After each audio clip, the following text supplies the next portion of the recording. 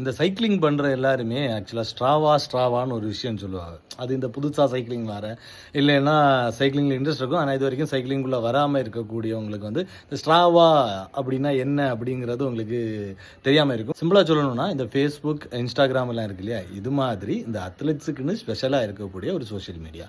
இதில் running, cycling, swimming இந்த மூணு ஆக்டிவிட்டீஸையும் நம்ம இதில் வந்து ஆக்சுவலாக ட்ராக் பண்ண முடியும். நம்ம எவ்வளோ கிலோமீட்டர்ஸ் ஓட்டியிருக்கிறோம், எவ்வளோ ஆவரேஜ் ஸ்பீடில் ஓட்டியிருக்கிறோம் அப்படிங்கிற டேட்டா எல்லாம் அந்த ஸ்ட்ராவாங்கிற அப்ளிகேஷன் மூலமாக நமக்கு கிடைக்கும்.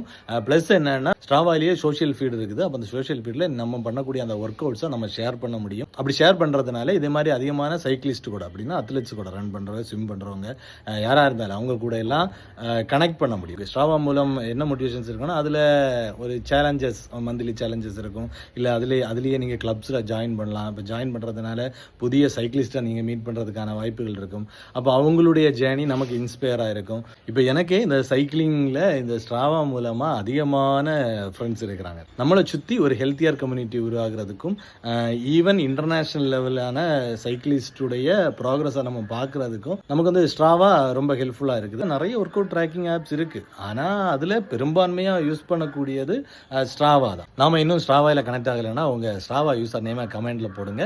அப்போ நான் ஃபாலோ பண்ணுறேன், அப்படியே என்னையும் ஃபாலோ பண்ணிடுங்க.